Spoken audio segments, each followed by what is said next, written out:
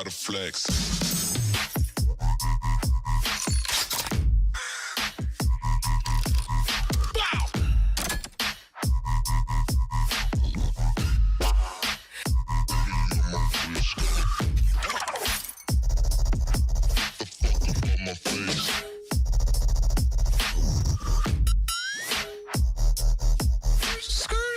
Hey.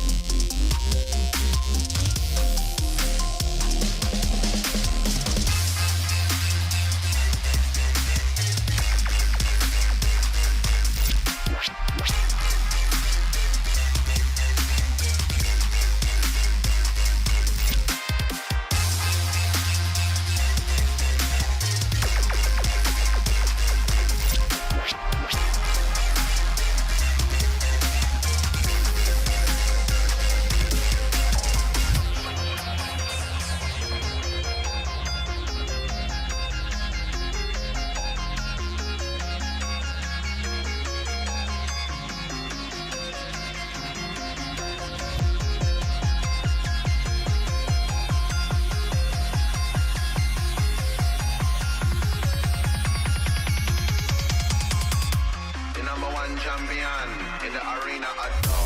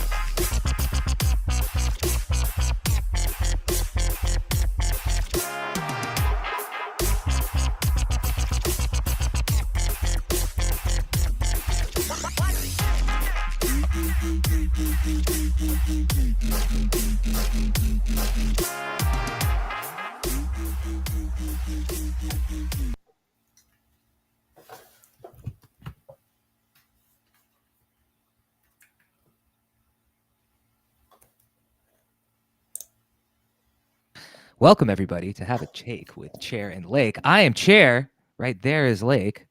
Hello. Hello, Lake. How's it going? I am great. Who is your furry friend? This is, well, it's a good question. We don't know yet. His original name, which when I got him on Saturday, was Oreo. But my name sounds like that. And I don't want people to think that I named it after me like a junior, because naming a dog that would not be the coolest thing in the world. I haven't thought about that before, but I kind of like the idea of giving my dog the same name. Yeah, there is something appealing about it for sure, but it's also something kind of inherently pathetic. I don't know. But maybe, I don't want to judge. That's how I feel. That's my truth. So we're looking for a different name. Your lived experience. Well, it's like I don't want people to think I got it because I don't have kids, and people oh, you just it's like this is not. You're just filling the void, man. Yeah, that's what it's gonna come across if I name it after me. Also, like that was a nickname I had, and I hated it as a kid because I went by well, yeah, like you probably know I went by Ori as a kid, and like so people went by Oreo a lot. So I guess there's some trauma attached. I don't really care, but My first proposal is if you are Or, then he is EO. yeah. And then also like it could be the start of that song. EO was his name. Like yeah, so like I thought Bingo. was his name. Yeah. No, but like you know how you have to like end like EO like blah, blah, you spell it out. Right, NGO. Yeah. So it's like kind of like so anyway, you're right. I misspelled bingo. And then so I was thinking Ringo, I was thinking Saul because it's biblical, and also Saul Goodman from Better Call Saul. And I was thinking Bowie in like honor of David Bowie. Now he's pressing things. I guess I'm not sure if that means he likes those names or not, or he's just getting balance. And so, but we're like, well, later on, we're going to have a little contest for our audience to participate, and maybe they can name him. Yeah, or even if we can start now if you have a name for our if your name gets chosen, then you will get at least a minute on the show to talk to this dog with no name, like Arya. He's like the Arya of dogs. No touching. Yeah. Well, it's been a great week in great crypto talk. I thought you meant because I got my dog. So, yeah, it's also crypto. It's also congratulations on your new puppy. Thanks. There has been a lot going on. The markets are up. We'll touch on that in just a bit. And if there are dog name suggestions, again, please leave them in the comments wherever you are. We are live on X, YouTube, and Twitch. Please like and share and subscribe and all of the descending things that you need to do as a good table member, table sitter. Yeah. Have a seat. Recently, for the past few weeks, Lake, you have been talking about the Anarchist documentary on HBO Max and encouraging me to watch it. I have more or less binged it over a few days. The 6 hours of content that they have, and there are some things to be learned from the fine people down in Acapulco and the things that they've been doing for the last 5 or 6 years, and in terms of events and bringing people together. And there's certainly a lot of high drama that. Oh yeah. Actually, now that you're saying that, it kind of felt like real world crypto Acapulco almost. Yeah, except without Mary Ellis Bunham running the show and making sure Mark Bunham and Mary Ellis. But there was like definitely Puck Pedro energy fights. That's the San Francisco Paul one, so I saw that one for sure. Paul was certainly the puck, and I encourage everyone to watch it. It is interesting. One thing I want to make sure we touch on is the overall light that it sheds of the crypto and the anarchist communities and perhaps how calculated that is. But to set the scene just a little bit, there is an anarchist community mainly started by one individual, or there's one founder, let's say, of the Anarcho Poco. Right. Well, basically, this guy was a startup guy. He lost all his money. His partner tried to kill himself, but survived, jumping out of a window. So, I mean, that's also like he was physically broken, his partner, when he sent it. But like, actually, now I'm saying it. That was a great like motif and theme, like of common between every character that we meet. But hands him this book. I forget who wrote it, and then he's like, "Oh, let's like." He has this idea to start the monster of Jekyll Island, the creature of Jekyll Island. So something like that. And then it's also like, of course, anytime we talk about anarchist or libertarian, you got to mention Ayn Rand. So she's gonna, if you ever met a libertarian, they like 3 things. complete autonomy, Ayn Rand, and Ron Paul and Rand Paul. And so Ron Paul shows up in this show also, of course. And so, but like basically he decides, this Jeff W. I'm going to find out his name in a second. I just forget the last name. Was it Preswick? Preswick? Oh, yeah. Something like that? He basically starts this idea of having not like a conference that becomes kind of like a community, and in the middle of Acapulco, in Mexico. And it's exactly how you think it's going to play out, and also like not in terms of like how the people come out. Like if you went by the facts of what happened, you pretty much could have guessed a lot of that before, but like you kind of get involved into the characters so much that their transformation is a little surprising. And like, of course, there's deaths because they're fucking in the middle of a cartel war. But like, yeah, so basically that's the show's concept. And like, we just meet these characters that come in and out of Acapulco, and there's a conference, Accra. I have really trouble with these made up names. Anarcho-Poco. Anarcho-Poco, and then that becomes, and what's interesting and why we're bringing it up is that becomes like Crypto-Poco, because crypto really starts, like, it doesn't really have a lot to do with it, and then it becomes kind of its central theme for a long everything time. to do with it. And so we're going to explore maybe the connection there. But what were your, I kind of went over last week that I just kind of like, I thought in terms of like content and streamable content, I was going to say cinema, but whatever you want to call it, the docuseries, it was very effective. I just thought it was really well done. This guy became part of the community. So like, but he also did a good job of like not making himself the center, which would have been really easy for him to do.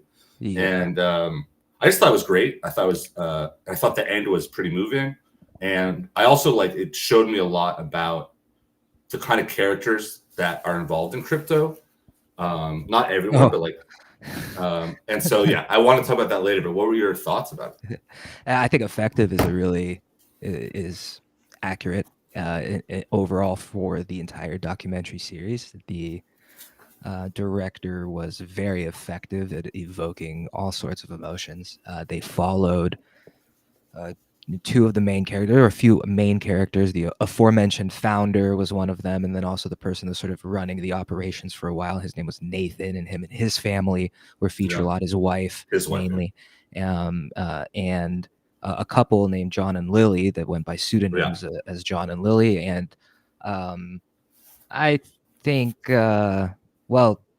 I think we have to fill this with spoilers in that there will be some spoilers in the sense, but let's not say, so there are deaths. We won't say who dies, but we can like move around that. Okay. We can just say people die this way. People died. And I would say like, I was and am particularly fascinated with, or I was watching through it, John and Lily's story, and there were a number of decisions that they made that it really, not until the end of the series did they really tie things together. Jeff Berwick, by the way. Yes, I think it was Ida Wick. Jeff Burdick was the best line that Paul came up with throughout the show. Paul was a war veteran, United States military veteran that saw a lot of action, at least enough action to really get his to really affect him. And so he was a main character throughout. The anti-hero, I suppose, was how he was labeled. But I don't know, given some of his actions, I wouldn't. Well, that's why I personally would include the name hero in his. These people are so delusional in their sense of self and kind of sense of the world. And I think a lot of us are like that now. I'm not trying to judge them too much, but like they kind of take it to another level where they had to flee. But like John and Lily, they had to flee because they did something very minor that got them on the run. Even though now I'm thinking about like, are they so truthful with what like their stories don't really add up a lot of the times, but whatever. So like, but it was basically a marijuana charge that they were fleeing. Yeah, but I think it was the amount. Like she describes in what the bust was like, and she had a ton of like BHO oil. She was like, we pulled over to let the dog out, and then we got caught. It just seemed like horrible. That I can believe. I think the thing that stood out to me about that in particular, because I was throughout the series, I remained judgmental of them for doing that, simply because it's like you're in Ohio, and you know it's in your car. You're like, it's like 50 miles from the border that you need to get to, state border. And then they said something like, "Oh, we want to get out of the way." Like, why? What? You stand out more. Yeah. You are out of the way, and you're the only people that are there. You do not want to be out of the way. And given what you have filled, what your car is filled with, which they say is like just weed, but a lot of weed. And she mentioned like. She mentioned that it was the Mary Poppins bag, Right. but that also like particularly. But then we find out her mom was a drug dealer. That's what I'm saying. Like, anyway, so I mean, but you know what? Also, now that you're saying it, I'm like, they were really young, you know, because this happened. That's not the only thing. Ohio, they're from Ohio. Yeah, they're from Ohio. Right. And if you've ever, I mean, it clicked to me right away at the end. It's like, how could they make this decision? A, to be rolling around Ohio like that, and then B, rolling around Acapulco the way they were rolling around, and not understanding the circumstances that they were living. But like, don't you think reality. our shared background during San Diego State, we could kind of understand it a little bit, because like, how many stupid things did we see people do? I think even while we were in school, things were only just ramping up, and things got a lot worse. I'm in terms of like decision making, like. We might have looked back and we'd be like, people are like, you're an idiot, and we're like, yeah. Oh, like, so of course. So I'm just saying, like, me at 18, right? I would. Like, 18, oof. And like, he grew pot, and like, they just thought they were invincible, or like, you know, you kind of dismiss the worst case. I don't know. So, but like, their involvement in drug dealing, and they're basically a result of a homicide by the cartel. At least that's what it's implied. Like. Yeah, I feel like either they were obviously ignorant and like kind of living free, and they were everyone like, they were delusional just like everyone else, but also like maybe they were more involved. That's kind of suggested. Yeah, but inexperienced. But like, yeah, so one was fleeing from the law. This Nathan and his family are fleeing from what I call I am going to judge him. He's a toddler and it's an adult. And he says, he basically like 100 times says, I don't like to do things that like allowed is the worst word in the dictionary or something. And like, and I know people like that. That's just basically anything that means that they can't do exactly what they want whenever they want is like oppressive to the point of slavery. To the point of slavery, they'll compare it to, but without like no irony. They're like, basically, because I can't drive 150 miles an hour on the road, I'm a slave. Like, they go right to that. And like, or like wearing a seatbelt. I have this guy who says like, I will never wear a seatbelt. I'm like, why? I'll save your life. Well, they can't tell me to. I'm like, yeah. I agree, and I'll take one further. I don't think we should be forced to have smoke alarms in our house. Not forced to, but it's like, it's not the worst thing. Like, don't like, it's not. Yeah. Okay. So yes, but do you think that you're oppressed because there's a smoke alarm? It's the little oppressions that we allow day by day after day that encroach and encroach further and right. further. And then when the house goes on fire, and then you burn the other house, they don't want to be reliable for that part. They just want to have to do whatever they want, no consequences. We see what happens with a few of them. And then they have to call the police. They can't call the police. So my point was, like, a lot of them were idealistic to an nth degree. But what was interesting with the crypto thing was when crypto hit big, basically John and Lily and Paul maybe, and even though Paul's, we don't know exactly much about him, and some other people, but like kind of stay true to this anarchist movement, and the rest just are like living big, being crypto bros the second they can. And to me, it exposed like this Nathan, for one, like this guy had a family to support, and he like how when he gets like, spoiler, third episode, he gets kicked out. You had an interesting theory of why now, which is new to me. But he gets kicked out. He was organizing these Acapulco conferences, this Anarchapulco. Like I said, I'm never, for whatever reason, that name is never going to work for me. And yeah, like he tries to start 3 or 4 different ones, and he just tries to make money and then make it a business. And when it's going well, he's great, and when it's not, he's depressed, and he can't believe like what's going on. And it's like, dude, you left America for Mexico. What did you think was going to happen? You know, like there's no support for you there. There's like, you don't even speak the language. It's just completely delusional. And then you're like crushed. But you're also fake. And she was fake. She's trying to, like, the wife was fake. And I think she realized that maybe at the end. Spoiler. That's the one spoiler I'll say. So, and that exposed it because like the second that they were poor, shit hits the fan for everyone. And when That's it was the reality going of being poor. right, but they were not like saving their money on crypto. They were not trying to build this community out. They were not donating them. They were like spending it on planes and like drinking and pool parties and like they had no like the second that it was inconvenient them a little bit inconvenience of the sacrifice that they had to make money monetarily, they would not do it at all. And so to me that exposed not only their hypocritical nature about this whole anarchist, but also the extremes are very tough to live by. And I'll give Lily credit. She really did it. Like she's pure. Like she's still doing it. Yeah, and she proved herself. But she's the only one that was alive at the end that did that out of the entire group. Yeah, like she certainly. I mean, there's many philosophies that all came together at that conference. But I was thinking about what is the percentage of, and everyone's definition is different. What a real, how many of them are real anarchists? This Jeff dude had a yacht. Yeah. So, I mean, I don't. Jeff made his. It's interesting. Like somebody said it. I don't remember who it was. That being an anarchist when you have $1 million or more is a lot easier than when you don't. And it's an obvious statement, but. I mean, look at the politics now. All the socialists come from upper middle class, if not filthy rich. We have a mayoral candidate who was tons of money. His mom was a film producer. His dad was some professor, like not a millionaire, but like maybe, I don't know how much the mom made, but close to that. And he's preaching government takeover defund the police and government takeovers of grocery stores. I'm like, he never had to worry about food in his life. Yeah, ask anyone who came from the Soviet Union with grocery stores. Yeah. And it's just like, what a notion, and it gets traction. So I'm saying like, that's an extreme, like my point was, and sorry to cut you off, but my point was like with crypto, you need the principles, it seems. And there are people that are just about the money.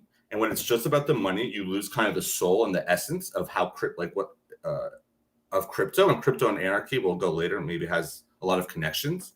They're not the same, but like they have a lot of through lines. But if you're all about the money, then the whole value and the whole system and the whole thing will just become what everything else becomes, which is in a capitalist society, which is watered down or misused or taken advantage of. And but if you're only about the idealistics and not really understanding that cryptocurrency is money, people are there to make money. People are there using it. It's not just fun and games. And it's not just ideology. It's a way of life. And a way of life means surviving life that way. Yeah. So there needs to be a balance. And with anarchy, it's like you can have anarchist rules. You could be an anarchist, like anti-government, away from government, but then you need community cops. You need community, like you need to have problem-solving abilities within the community. Can't be no structure for anything and no conflict resolution. That was one of the main themes, I think, towards the end, was that you need some sort of conflict resolution strategies. Or when someone shoots someone, are you going to say, well, that's his right? Like, I mean, it's like that. I mean, the extreme version would be like, yeah, well, it's his right to own a gun and shoot people, but you have a right to life, and you have to, like, things are not black and white. And if you live that way, it's going to blow up. And so, like, that was their delusion to me, like that the fact that they thought that this was a sustainable way of life for years and years and never really tackling any major problems. And then thinking like it was some utopia that they weren't going to turn on each other like humans. And like that kind of lack of awareness caught up with everyone. So yeah, maybe you could speak to that. Do you think that is what's happening in crypto? I mean, obviously there's foreign actors, like the cartel was a foreign entity that fucked everything up.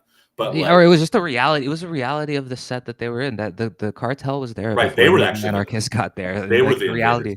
Yeah, like it was in the first episode. The restaurant owners were talking about the fact that almost no one spoke English or Spanish until John and Lily showed up, and that surprised them so much, and that nobody was really making any real effort or interested in integrating with the larger society that they were living in, or so even like, within their community, they like were struggling to make connections. And like, this guy's wife gets cheated on, and he lives with this guy, then he lives with that. Remember the dude? Oh yeah, that was a whole side story. That I mean, feel that guy. I feel. But Really that was like the bad first for. domino to like what happened, Yeah. you know, like and like It seemed so like that was a really. I mean, he was lucky that he got out of that situation with that lady in a lot of ways. Like, yeah. if it would have just been the end of it that she was living with the other guy, like sort of still around him, like, okay, I understand like probably the humiliation and abandonment that went along with it, but she was really not nice to him, and him not being with her anymore seemed like a bit of a gift. Oh, well, she was Uh, financially supporting him, I guess, was the but at reason what that made, cost? At right. what cost? But I'm saying like that was like what like why was he depressed? Because she was so horrible, and that was like, well, if you think about like now he's broke also, you know, Right. because and this she went with a rich guy who was like, I think he gets killed, right? No, Or he no, goes no, to no. jail. He goes to jail. That mod guy. I think no more drama came from him other than his dirty game. That's the his deep dirty voice. macking. He had the great voice, and then you had but then what also crushes one of the characters and kind of brings down the whole Acapulco thing is crypto, the scams, and they had what was it, Bit Club? Oh yeah, the Bit Club scam. So what is about like so some of that was like they kind of explained it, and like they were like a mainstay at the conferences and they were like supporting it, but then so what was the deal with them, if you want to just give us some background? You know, I recall both the guy's name Joby something, Weeks or something? Joby Weeks, and then the name Bit Club. I remember those names and that floating around when I was first paying attention. It was one of the many, the majority of things in crypto even are scams, and it's sad. It's true. From NFT projects to tokens that are completely pumping up schemes to hard drugs, soft drugs, exiting to community. Drugs is a big part of it for sure. So Bit Club, I mean, I don't know what the mechanics of the scheme were. It looks like they were selling. It looks like it was an MLM scheme where they were selling Bitcoin miners, like ASIC miners, dedicated machines that would mine Bitcoin, and who knows what I'm not familiar with what the mechanics of the scam were. However, the important thing to note and realize and always keep in mind is that the crypto environment at large is majority scammer. Right. It's majority extraction. And that is a component and consequence of like deregulation. And so you can't be like, we need to stop the scammers and not have regulation. So one or the like, there has to be a balance to that, or you just admit that you're gonna like. Maybe. I mean, perhaps, but like the nice thing, the thing about regulation, I'm glad you said regulation. Like my big takeaway here is like what they were missing within their community and within the conference. I think there's 3 points that I see completely. Like number one, a conference is not a community. A conference that happens once a year can be a large focal point or shelling point for your community, but it is not the community and everyone that's living day to day in the city. As you mentioned, was not living by the ethos, let's say, that the stated ethos of the anarcho, like I think most of them were probably anarcho-capitalist would be. It was also like the only way they made money was like 5 days a year was through exactly, or dealing drugs. But it's like so that is capitalism. So it's like even then they're just like that was like not that like I'm even judging like deregulation or not. My point is it's one or the other, or there's a balance. But like to them, they just wanted to have extremes and not deal with the consequences, and like those results are pretty obvious. What was missing at the time, like when I think Anarchapulco kicked off in 2016 was the first one, and what was missing at the time, it was like very nascent at the time, was the crypto and blockchain architecture and tools and protocols that can effectively implement governing structures that can govern such a community without, and the reason that you can and should, and why the authors of Farewell to Westphalia, available very soon everywhere, Jared Hope and Peter Ludlow, argue is that very similarly to the anarchists, that the era of the nation state is winding down. And Sure. probably won't see the end of nation states, but we're not going to see too many new nation states as we know it. Right. Well, certainly as we know it. The argument is that there's something that people are labeling it network states or crypto states. And there's there's many different interpretations of exactly what that means. But it very generally, it means a community that is governed, community or society that's governed by a set of bylaws or principles or a governance structure that is on chain because it is permissionless. And there's a lot of problems and a lot of issues which they get into in the book. By the way, Lake, I need to send you a copy so you could get into it, because we need to go deep on all of it. That's the point is that there was no governance structure, whether it was encoded in the blockchain or anywhere. There was no governance structure, and so there was no conflict resolution. So the conference cannot be the community. The community needs governance. And at the time that things are really getting going, I think it's completely different now. Ethereum was only really getting going. There was no DAO governance structure, just any governance structures that you can adhere to online in an easy way that you didn't need to be incredibly technically proficient to be able to use. Now there is. Now you can easily spin up these governance structures. Defining them is the difficult part, and the philosophical part, and the ethical part. But you can encode bylaws that are tied to cryptocurrency and tied to finance on the blockchain now. And they can be amended, and it could change, because what happens is communities grow, and what works for 10 people is not going to work for 1,000 people.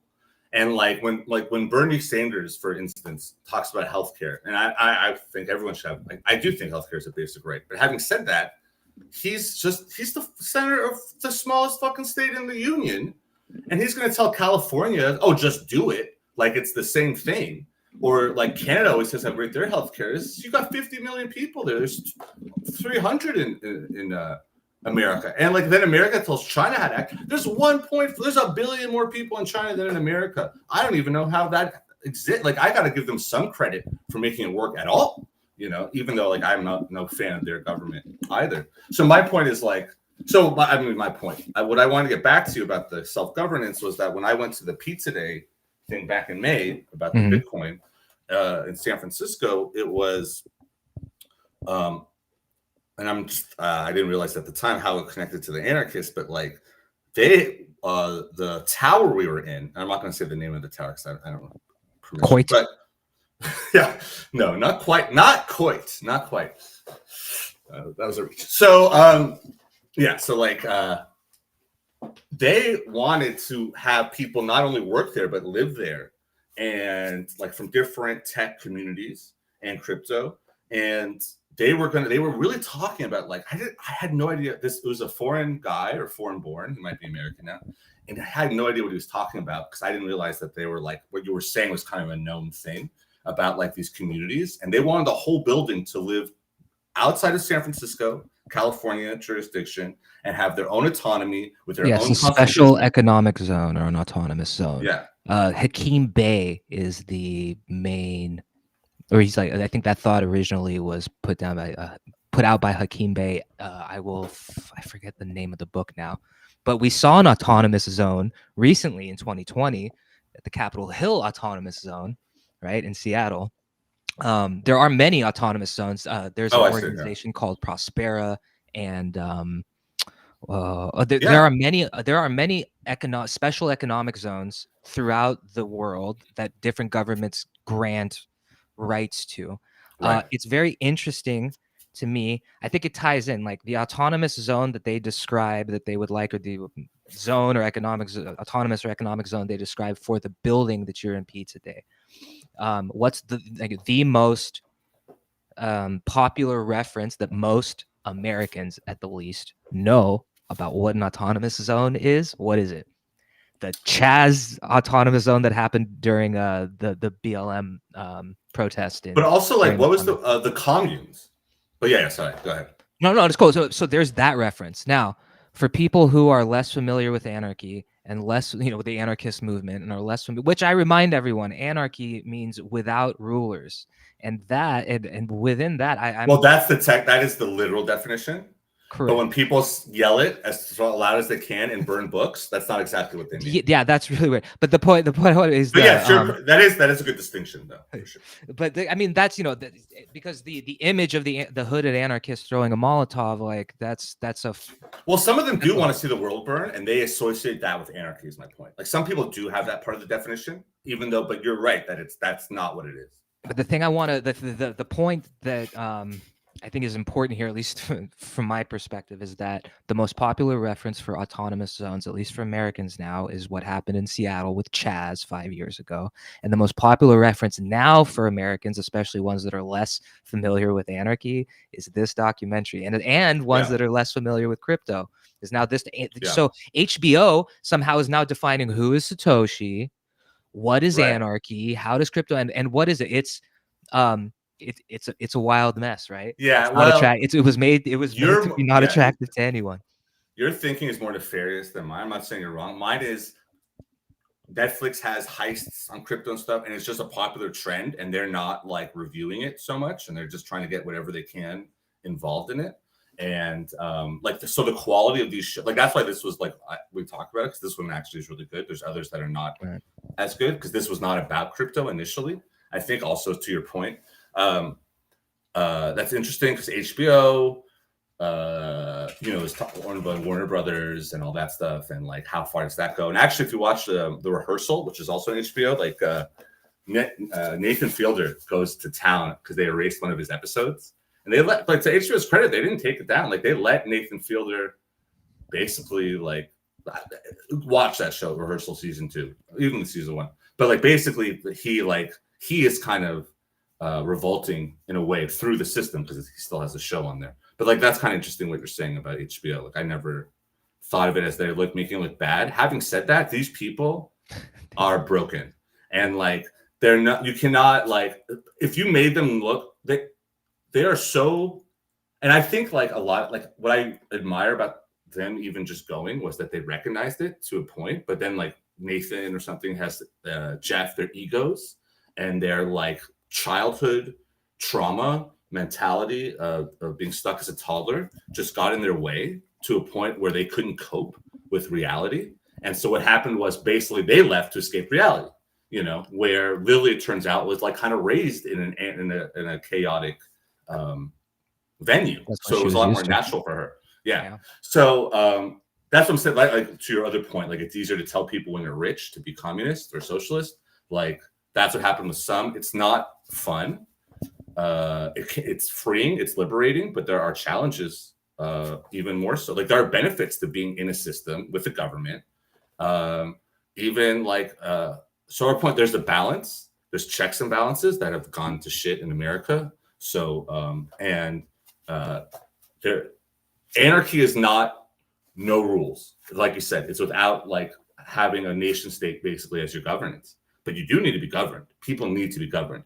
And this whole idea that like we can have a lawless nation, like that, who does that benefit? That benefits the rich even more, because they can just pay for security. Like at least even as corrupt as like our system is, it's a system in place that is a representative democracy. To even the little bit that trickles down and the freedoms are hugely beneficial compared to like fascist states or communist states. And like we have to be careful not to become those. And to say like America sucks because it's like they have laws is like insane to me. But like I do see in times of there's not really any good leaders out there. There's not really any good well-run countries out there.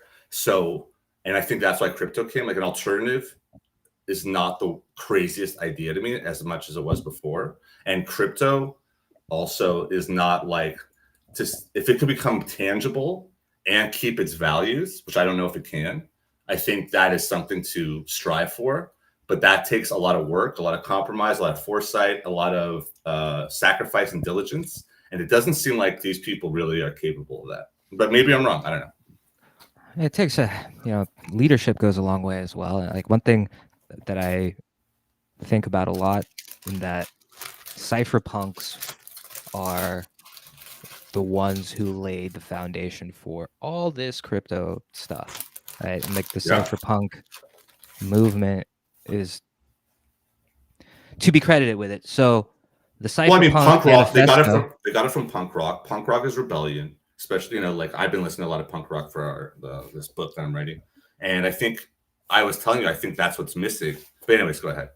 Well, the point is in that the in the cypherpunk manifesto, like there's a statement. It's like cypherpunks write code, and they write private, secure, cryptographically secure code that gives people the optionality of exposing their identity or not, and not forcing them. So that's a dumbed down, super high level summary. But if you think, okay, cypherpunks write code, well, not everyone writes code. However, Right.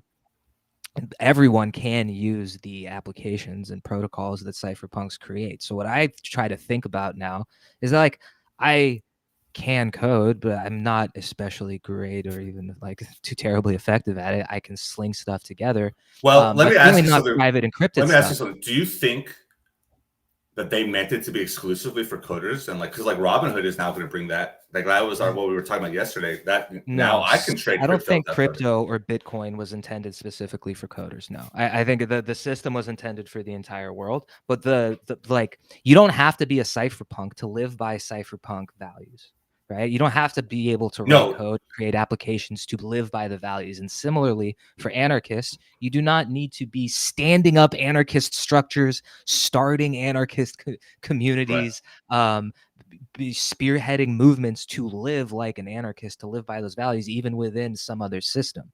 And it's the gradual push forward. It's the flower slowly growing through the concrete that's going to have an effect. And so I think both with crypto and anarchy, it's gradually, day by day, adopting more and more of the ideals, the standards, not adopting ideals so much as living the ideals within your life and adopting those.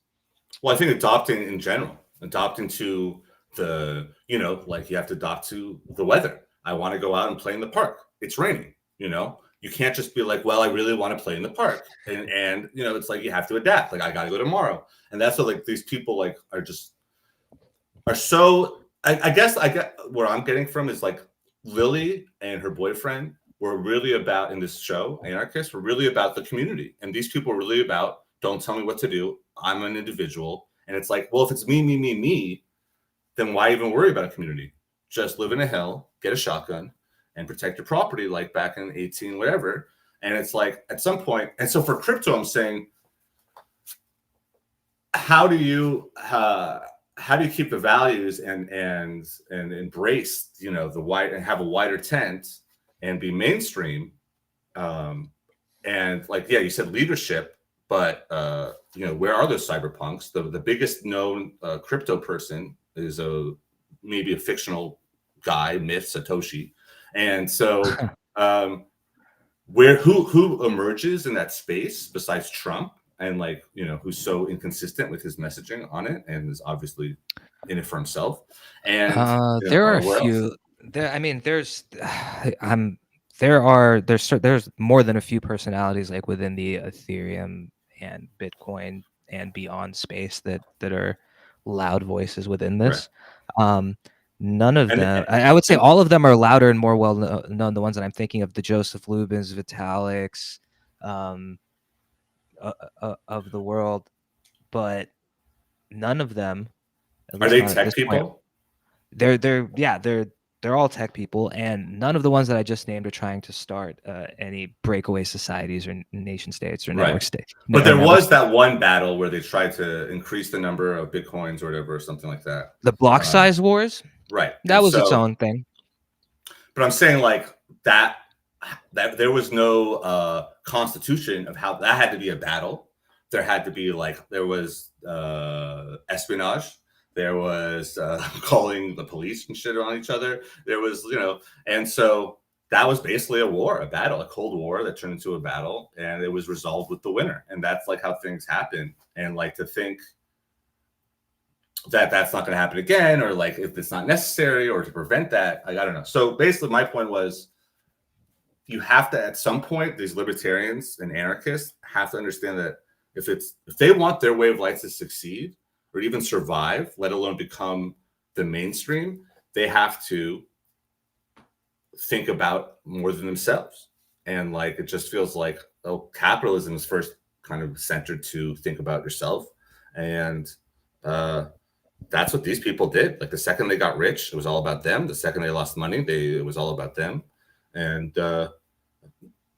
yeah, maybe where they messed up is that when they got rich, it should have stopped becoming about them. But just donate to the society. But they were like, well, don't tell me what to do with my money. You know, it's always don't tell me. It's like, okay, but like maybe it's better for you, for others to benefit. God forbid, have that kind of thought enter your mind.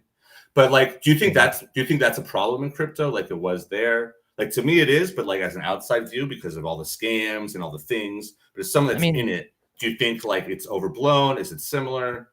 What exactly? What is the selfishness?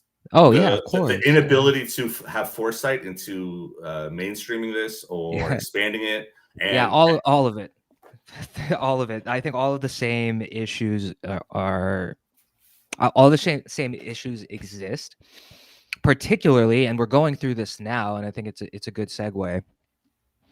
The markets are up. And like we're in this period of time where the markets generally are going up, and everyone is a genius because whatever you throw at the wall sticks. And it was going down for a while, right? It was like on a slump. I mean, it's the start of the Ukraine-Russia conflict, February 23rd or 4th, 2022 was the beginning of the real like bear market that lasted basically until Bitcoin hit its previous all-time high of like 60. Once Bitcoin passed 70,000, I think we started coming out of the bear. And but like Ethereum, so some tokens and coins have hit their all-time highs, others haven't, like Ethereum. So like we're still not even really in a full-fledged bull market, which is going to create a lot of new very rich people, but it's it's going the same cycle that played out with Anarcho-Poco. Like the 2017 pump was basically everyone's first pump. There was a pump in 2013 to 2014 that happened, I think, where Bitcoin went up to 1,000, but then came back down to around 100, and then around 2016 is when it started going from 100 all the way to 19,000, and that was the bull run that the Anarcho-Poco people. But the bull run then was their first one. Was really like there weren't like so many, like the government wasn't as involved, or as we know, the stock market wasn't as the hedge funds or whatever weren't involved. So like there were regular people like fucking making tons of money, you know, kind of like GameStop or something. It wasn't like just rich people. It was people that kind of were like, this time when the bull happens, isn't it going to be like going to a lot more centralized, the money, or do you think it'll be dispersed the same way? I think it was pretty. I think there's just so much that it makes its way to the edges. A lot more of it makes its way to the edges, and it's like there's at least the perception that the common person can hit a lottery style win with placing careful bets. But I think it will be more or less the same. I think most of the money will go to the smartest and most effective players, as it always does, or most of the profit and the value. But people are there, like people that have gotten into crypto. At least it's like, let's say the last election and all of the narrative around crypto had an effect on people, and they started buying then they're already in the green now, and whatever happens in this next bull should create a lot of new wealth on the crypto side. I would like to point out that the recent pump, like the pump today, for instance, it's based on the US dollar value of all of these assets, right? And the dollar has been inflating rather, and is more devalued now than it ever has been. Well, because the tariffs. Basically. Yeah. So like these new all-time high prices for Bitcoin, it's a little bit like inflated, or not as valuable. Like compared to the euro has not seen the the Bitcoin all-time high against the euro is still a while away, because I think it's still at like 98,000 euros for one Bitcoin. So that like it's certainly nice to see it for sentiment, and people's belief in the system is good. With Ethereum starting to hit 3,000, like basically wherever Bitcoin, historically Bitcoin leads the way, Ethereum follows, and then everything else follows. And Ethereum being at 2,800, oh, I think I'm a little too zoomed in here. Ethereum being at 2,800, it needs to reach over 4,200 to be at a new all-time high. Yeah. And that is when people will start moving their profit from Ethereum into all of the other tokens below it. And that's when things are going to get really, really crazy. Right. And But that is is where that isn't that like kind of the point where it's like you're not going to have one like too big to fail companies anymore? Like the whole point of the crypto, and to my understanding, was created as an after effect of 2008, and like the system being broken and taxpayers bailing out companies. The companies don't have to pay back they paid back the loan, but the taxpayers like are too big to fail, all that, and that they were like, well, there needs to be an alternate way. Also, but then like it kind of goes back to our anarchist discussion where it's like, let me just read some things off. As my dog's tangling up with my headphones. Come on, EO. Yeah, we're not sold on that yet. Shared skepticism of authority, autonomy and self-sovereignty, anti-statism and non-intervention, mutual aid and decentralization, disruption of traditional power structures, alternative government experiments, all that, whatever. So you get the point. And it's like that is the only thing, like in the Venn diagram, that's where they really hit those points of crypto and anarchism. But at the same point, crypto has to be like about the money. It's literally a currency. So it can't be exactly what anarchy is about as well. Like cryptography is not like crypto. There's cryptocurrency. When we say there's also like the cryptographic cryptography, like the cryptographic security that the tech gives you is what you can build the governance structures on top of, plus the crypto like financial part of it. So I mean, you still need the financial element for the governance structures to work, I think, but do you need it's not too big to fail. It's not too big. How about vice versa? Do you need the governments for the money to work? Do we need governments for money? Because you just you said the governments really control the money? No, but you said like you need the currency for the governance, but like do you need the governance for the current? Like does that in the reverse? Or is crypto kind of resistant? I think so, because you need to, if there's buy-in, like you have buy-in to a governance structure when you pay taxes or you choose to live somewhere, like that's you buying into it. Like unless some people don't have a choice, but to keep it simple, like so if you are going to be part of some system, some governance structure, you don't always have to buy in, but something needs to be at least staked or put up. It may not necessarily be bought, but some value that potentially could be lost if you act incorrectly or are penalized. So I'd say yes, they go hand in hand. I think the governance structures and the financial structures, in order for both of them to work, need each other, need to lean. Or maybe like this dog, yin and yang. Maybe that could be a new name for it because it has those colors. But like, do you think it's call me Yang? Yeah, but I'm saying like, I think just my point was with the whole thing was like there's a balance, and I don't know if it's like 60-40, 30-70, it's not 50-50, but the point is like we go one, they were so extreme and so delusional, and like in the show, and like in crypto, sometimes when you read about these articles, you're like, but that's such a delusionally optimistic way, and they're like they can't believe the bottom fell out. I'm like, how can you not? Like it was pretty obvious to an outsider, but at the same time, like I guess what is the core values of the cryptocurrency community? Is it about like the anarchist stuff? Is it about making money? And he said, "Bro," Self-custody, permissionlessness, decentralization, privacy. But everyone has a different favorite among yeah, those. I right. think that group is what brings it all. Like the group of those But also self-interest tenets is what brings. in money, and making money. I don't think not everyone. Like I honestly, I know enough crypto participants at this point that, and I know, there's a few out there, and I won't name them because I don't think they want to be named. But I do know some. I do know more than one. Let's say person. Yeah, Let's say at least two who really live by their word.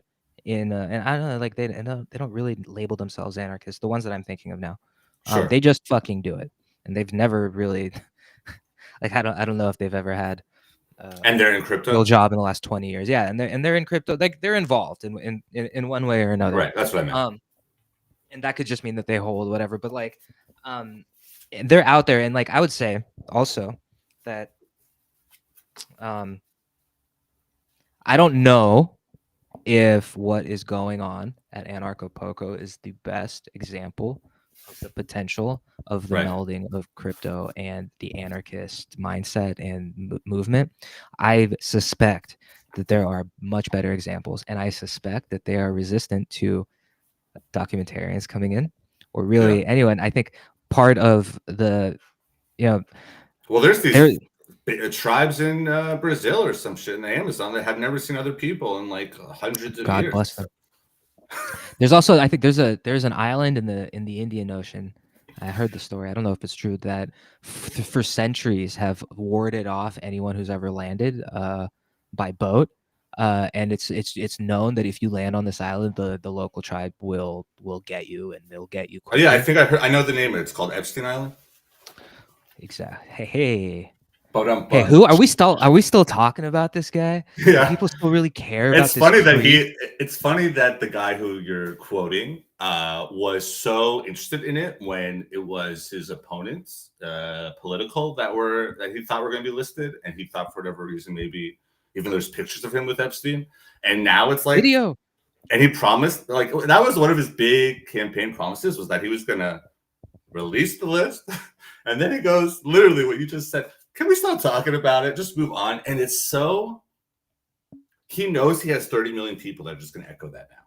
The same people that were obsessed with this fucking list. And there's going to be millions of people that are upset that he's not. But like, there's going to be like half his base that's just going to just be like, yeah, just get over it, move on. Because they know he's on it. Or they're cash is coming. Yeah. Right? Pam Bondi has our back, the whole thing. She said it's on my desk, and then she said I didn't say that. And it's just like they're not even good at the cover-ups anymore because they know that like they don't. It's sad. They used to be better, right? The cover-ups were better. They were more believable. Their followers needed to be convinced, and now they don't just listen to what I say. Don't believe. Which he literally said in his first campaign. Only believe what I tell you. Everyone else is lying. So like he's not subtle, and I think it comes off the people that don't buy it as complete idiocy. But he knows his people and he knows what works. And so I have to give him some credit. Like when he's just so blatantly lying and incoherent, that he does it because he has because he doesn't know what he's talking about. Like crypto is going to be the center of the world. How long has he said that? He has his coin. He doesn't really know much about crypto. He's not into that space. He just wants to make money off it. But also my point was like, he like knows that the test of anyone, Eric, charismatic figure, or like even cult leader. I'm not calling him a cult leader, but let's just compare him to one for now. And like they kind of want to test how far they can go. And so they'll say the most insane things and see if they get people follow them. And they can't pretend like it's a test. So they have to say it with like the authority of believing it. And like the really good ones do start believing whatever they say, or like say, because I said it, it's real, which is the mindset I can't understand. But that's like the point. The point is like, get over it already. And it's like, well, what about the 8 years you've been talking about it? Because just move on. Well, it's gaslighting. But you could see like how if they can do that, what else can they do for them? Can they storm a Capitol building and kill 5 officers and maybe hang the vice president and take a shit in the House of the Speaker's office? Yeah, they probably could. We live in amazing times. This is Have a Take with Chair and Lake. I am Chair. That is Lake over there. Follow us on. And we still need a name. We still need a name for this guy. All right, folks. If you're watching now, we had a comment come in earlier from Joyride, and he said exclaim, and I'm going to submit that as Whoa, exclaim is as a one of my name? yeah, one of my Oh, favorite I didn't words get that. Yeah. is exclaim.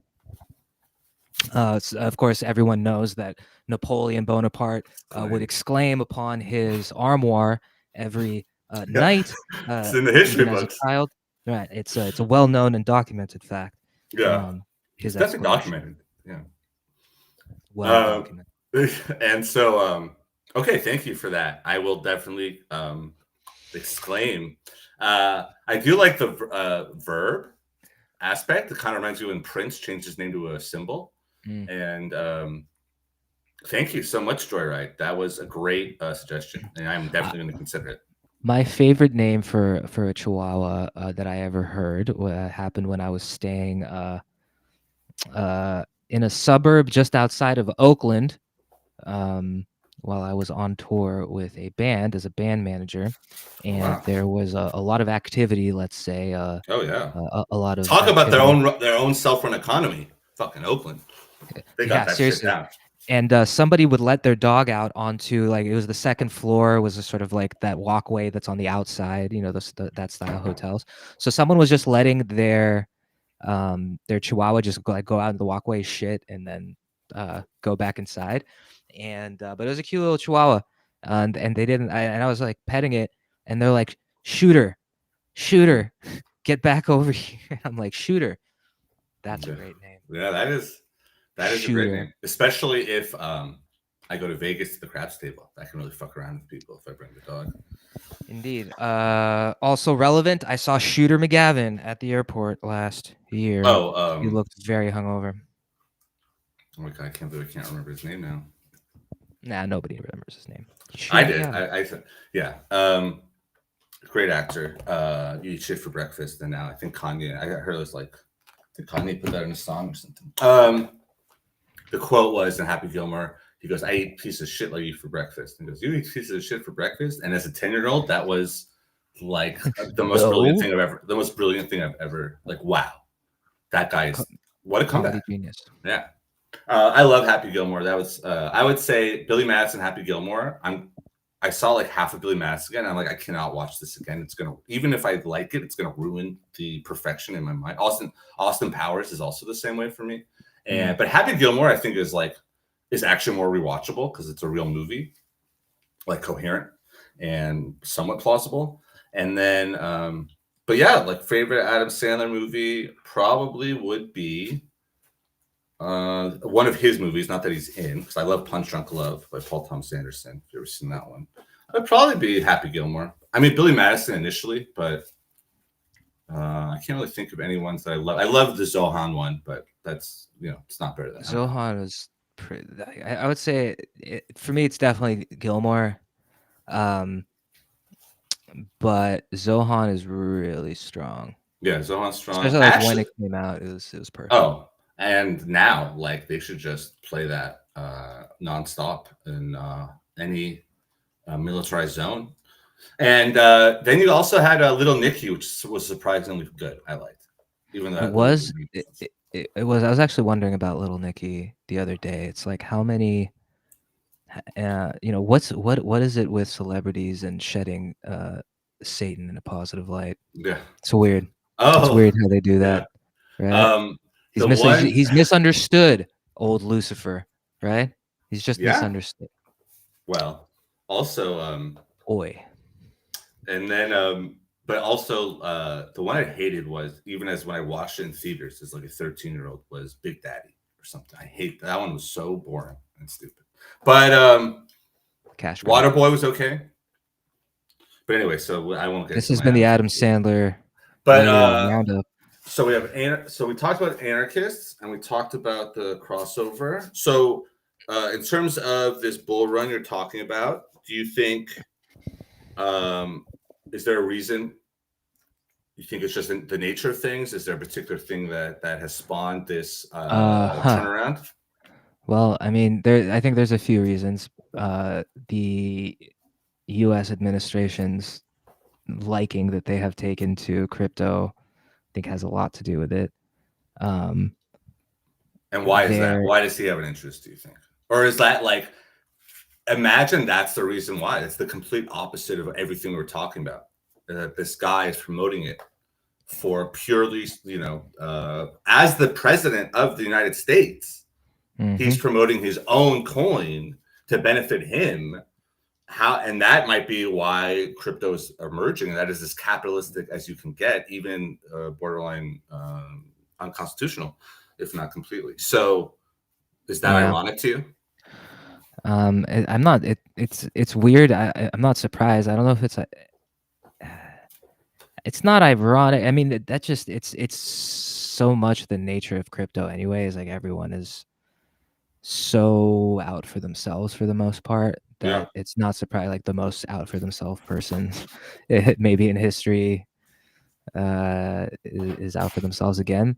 I don't know if we'll ever see it again. If it becomes the norm, I mean, it's going to be hilarious if it becomes the norm, and it's like every politician, world leader, whatever. I do actually see a timeline that happens where I have a token and you have a token and everyone has a token. Everyone's value is Yeah. measured in the market cap of their own currency, It and how makes much sense. faith people have in you is how much of your token they're willing to hold. How much cash actually, how much cash do you spend now, as opposed to non-cash? So it's basically cash is almost hypothetically, cash. Well, I'm just saying, like in general, probably 80% of people's transactions are cashless. Mhm. And when it's cash, it's to buy drugs or something. Like they don't want it to be known. It's kind of now like if you pay stuff in cash, it's almost there's a nefarious connotation to it. Or like so. Who would have thought about that in the 90s? So in 30 years, I think you're absolutely right. I think, it's going to be part of if not like a credit card, it doesn't it's not going to replace banks and institutions, but they will have their own coins. JP Morgan is already, like, they're already going to accept it as a commodity or whatever, or you can leverage money against it, whatever. Back in 2020, the very first token that ever was launched as somebody's personal coin was launched by a person named Alex Mosmej. He's a Frenchman from France. He put out a token called Alex. So like dollar Alex, and the token is Alex. And he had the idea at the time was that anybody who holds his token is entitled to some percentage, like whatever percentage of his token they hold is the percentage of the profits that he makes that year. That's like stocks. In whatever, exactly. Now, he wound that back a little bit, but the reason the reason I was following this is I built his along with my friend Tawny. We built his website. Oh, and he paid me in Alex token. So he paid me for a job straight up in his own token. It was the first, and that I think I. So does that have a value? Like the it had a value. The guy who painted the Facebook thing is the Facebook offices initially, and when they went public, he made $1 million or whatever. David Cho, I think he made like 70 million or something. Yeah, exactly. Yeah. So was it value was it pennies on the dollars? More or less, no, he paid us. So the token had its value at what I don't remember what it was at the time, and he owed us whatever the sum. So I don't remember what the amount of tokens. It might have been probably was in the millions of tokens that we received for I don't remember what the price was. Well, let's say it was $1,000. So he paid $1,000 worth of Alex token, which was probably like 5 million or whatever, however many tokens it was. And yeah, I mean, we see that all the time. And that token, I think it still exists. It's on chain. Somebody has them, but he wound back. There were a lot. He was young. He was a lot younger. I think he was only about 20 or 21 or so when he did that. I think there were a lot of legal implications and otherwise that he had to sort of go back. What he did was he went back and rewarded, he looked at who was holding, who were his early supporters, all on. He made sure to hook them up, and and now there are more tokens like that. Although I think he broke a lot of ground and showed a lot of people what the pitfalls could be as well. But I don't think it's done. I think we're absolutely we already have Trump coin, right? So it's it's gonna come back in a big way, and it's very interesting that Alex was the very first person in the world to do this. He deserves a lot of credit. And you are, if they have a cryptocurrency like encyclopedia or something, you should be at least a blurb on a page. I don't know. Maybe I don't know. I don't know if I've earned that yet. I've certainly been around and a cheerleader and support. Like, I think the work that I am very, very lucky to contribute to at the Waku where I am now is definitely the most meaningful and significant, in the sense that what Waku is, and I'm not an engineer on the team. I am the cat herder on the team, but I think with Waku's potential for like actual, when we talk about those governance structures and those apps that actually preserve privacy, that actually can guarantee people's freedoms, that is like, so I don't know. I just know I've been paying attention for a long time, and I have a mindset where if there is something, like, I don't know, I become obsessed with things, and so try to learn as much as I can about them. And if it becomes a multi-year endeavor, then I start memorizing. Well, I think it's like, I guess my point, which was like, was that like, this is kind of in a way still the beginning, you know, and like, so what was 8 years ago or 10 years ago is really the real beginning. It's like, and so that's why I'm like, to have this complete idealistic thing, and it's going to be this way no matter what, for anything, let alone something that's as high stakes, as involved, and as consequential as cryptocurrency is now, is kind of just like so obnoxious. Like, just understand that it's not, you have to fight for it. You're going to have to adapt. You're going to have to think. You're going to have to be clever. You're going to have to strategize. You're going to have to sacrifice. You're going to have to compromise. And if you're not willing to do any of that, then it's like, it's just going to fail. And so I'm not saying that's what crypto was. That's what this one little community in Acapulco was.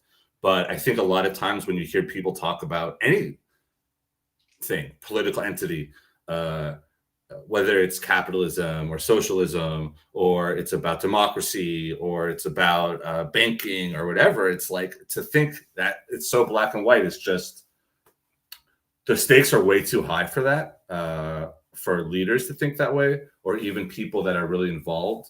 And so that's why I'm asking you, and like, then you would know, because like what you just said, like, are there, and you said there are, but like, are there people steering the ship? Or is it just a bunch of like live throats that might like hook together randomly and then disappear, and it's just everyone's out for themselves? And like, that is the black and white analogy in itself, but and it's not so simple. But it's interesting, like with Trump and other people and the pump and dumps and the schemes and the, you know, the potential for regulations, the ups and downs in the market. I would say the future is not clear. But I do think that what is clear is that it is here to stay. Would you agree with that?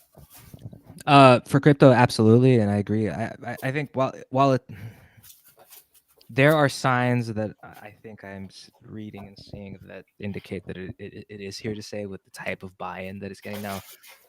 Is it aligned with the original vision of the creator or ors of Bitcoin? No, not at all. And there was an expectation within Bitcoin, like Satoshi, I think in 2010 or 2011 was when he stopped working on Bitcoin. Yeah. And he said, I'm interested in other things now.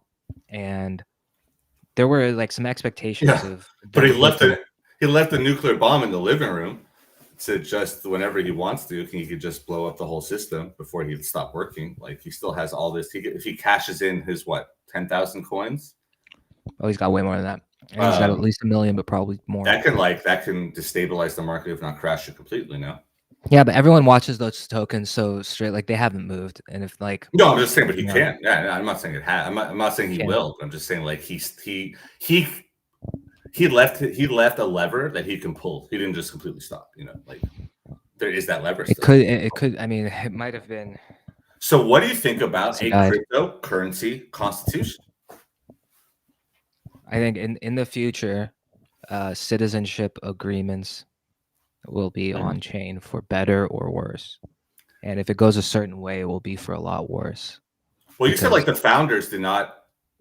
It's not adhering, maybe, but like, are we adhering to fucking Ben Franklin and Thomas Jefferson's vision of America right now? You know? No, but it's a consequence of what the original, like whatever Right. whatever course they set it out on. It's a consequence of that. But do you think that should be like almost like ratified, or is it like you're just hope like that's like what's the expect? Like you said, there's an expectation. Mhm. I'm just like I would say like Satoshi had an expectation of the community to continue the work that it wasn't very much wasn't work. But don't you need to like have some kind of document or something fortified for that to work? That's the fucking cool thing, right? So because Bitcoin is decentralized, yeah, there are many documents, there's many ethoses and whatever, but at the end of the day, whatever version of the software the miners decide to run is what Bitcoin is. And however they all collectively get to that decision is it. That's the final. It's like, and they haven't yet. No, they do. It's the version now. And there was a big rift in 2017 that created Bitcoin Cash, where 20% or more of the miners went that way. So it has happened before. It will happen again. Is there a document that like people buy into? No, I think in the future there will be. I think if things go the way that some institutions want them to go, is that everything will be done by crypto. Well, what defense system can you have for just a Musk type just to take it over or something? Like that's what I'm just now that you're saying it, like because the more you fight it, like the only people that are capable of like taking it over are already trying to take it over. But what's stopping them?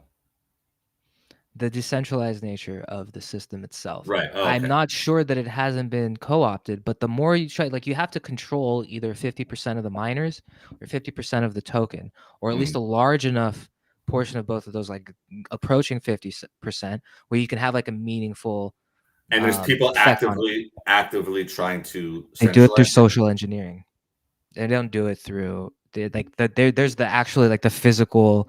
It costs less to socially engineer the influences that you want than to get the physical assets needed to execute it. So, and then the anonymity and all that, they can actually, once it's centralized, they can actually just use that to their advantage. Bitcoin is not anonymous. There's nothing anonymous about Bitcoin. No, I'm saying like the anonymous nature of not being tracked by the government, not being regulated. Like if it becomes centralized, now the people empowered can just be willy-nilly undetected.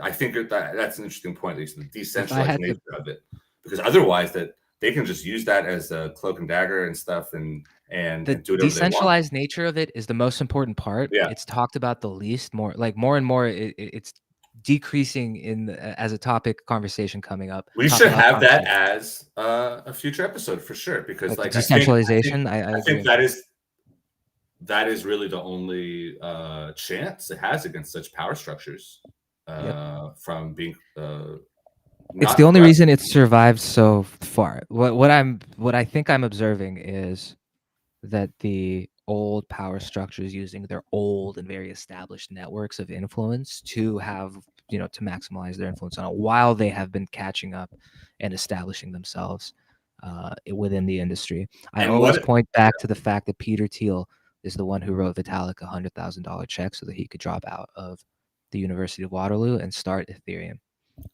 And there it is right there. Wow. How many Napoleon references today? No, but I'm saying, so crypto, especially early Bitcoin culture, is rooted in cyberpunk and libertarian ideals that promote this decentralization. Now, this is an AI-generated thing. Privacy and freedom of the state-controlled money systems. So there's a lot there. But maybe the libertarian ideals of the fact that it's not going to give of not governance or being self-sovereign and not having the government in your business or tracked, and also not having a central government per se, is kind of what you're alluding to in the sense of like how cryptocurrency can keep its ethos and values. Yeah, I more or less. You don't like once the systems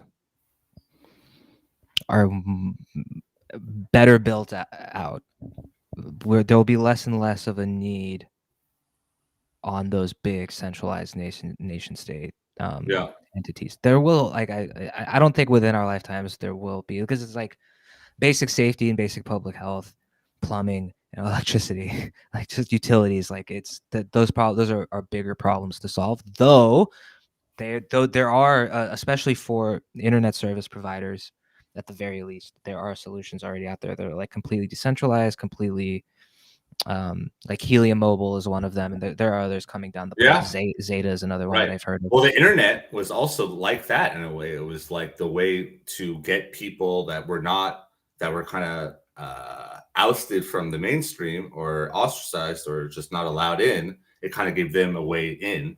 And like now the standard of living has improved so much, but at the same time, the wealthy has gotten so rich, and the governments have gotten so corrupt as a result of the internet and social media or whatever.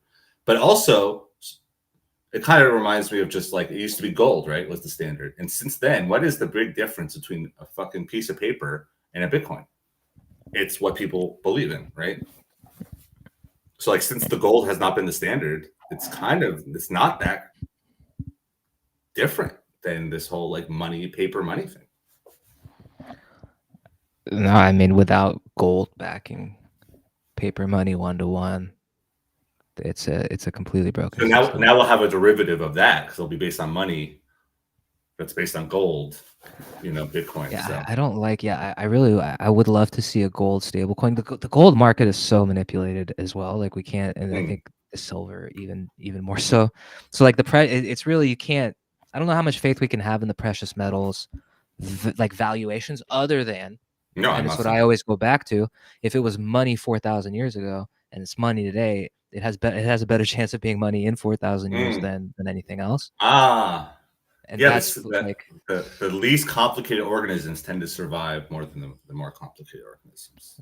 So it's like that's the end. And so I think metals will still have their place. But I just wonder, like an interesting one.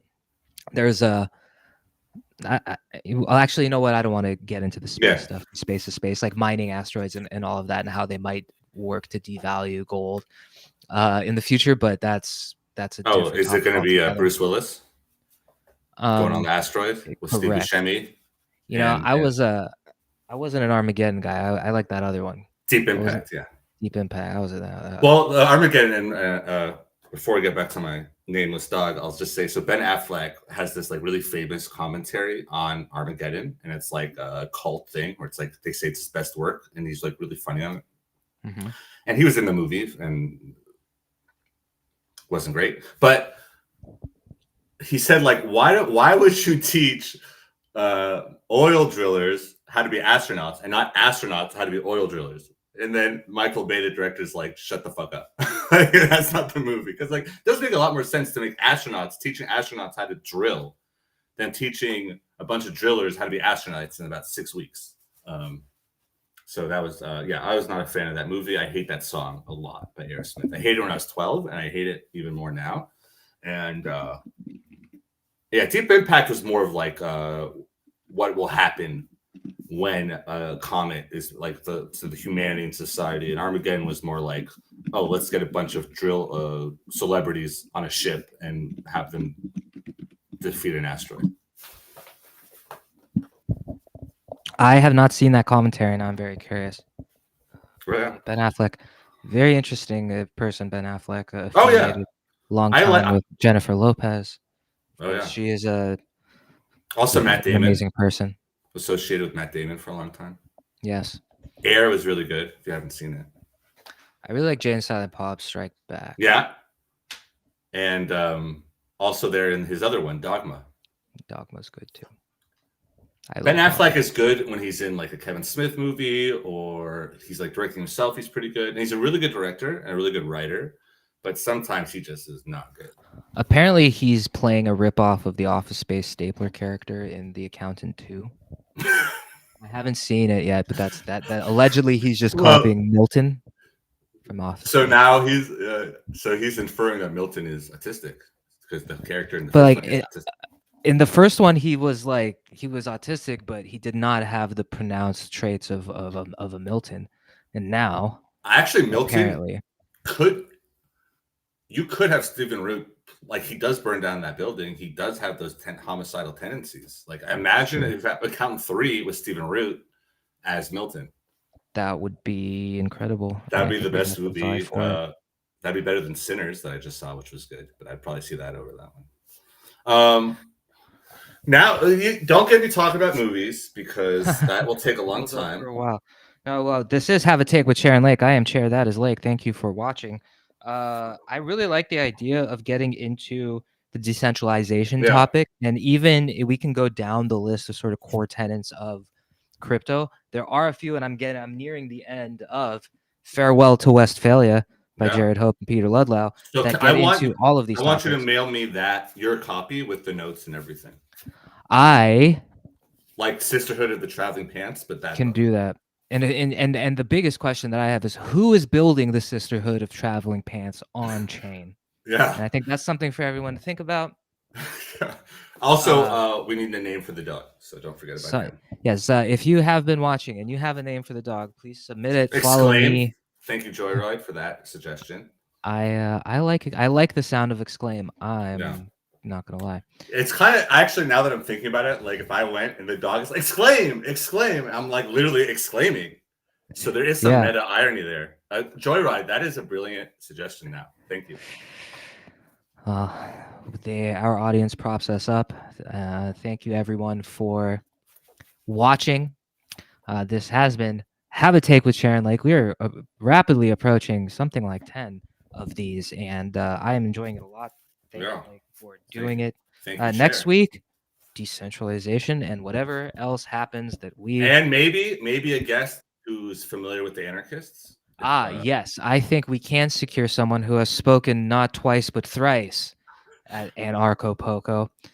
His name is Sterling Lujan, and he is a coworker and a colleague of mine, and I look forward to that. If we are able to get Sterling, I think it will give us far better insight than either the documentary or almost anyone else could. But see the documentary. I think it is good. Knowing that it's not the end all, and like it doesn't have to be 100% accurate. Like it gave me a lot of insight into the mindset and like type of people and even though it's not exactly symbolic of everyone, so I think it's good. I think it's a good one, and I told Chair to see it, even though he's heard about it before, and he agrees. So see the show, folks. Thank you very, very much. Until next time, I'm Chair. That's Lake. We'll see you very, very soon. Mahalo.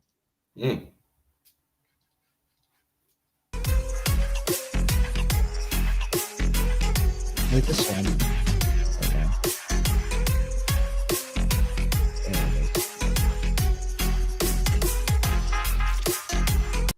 There it is. There's the outro. No one is pork. This is a market for decentralized forms of pork. If people were pork, their assets would be going up because there would be demand for pork. Tweets aren't pork. We vote with our pork here. No one is pork. This is a market for decentralized forms of pork. If people were pork, their assets would be going up because there would be demand for pork. Tweets aren't pork. We vote with our pork here.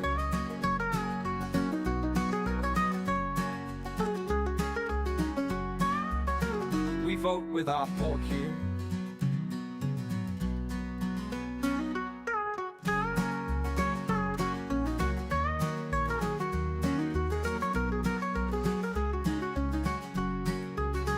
No one is pork.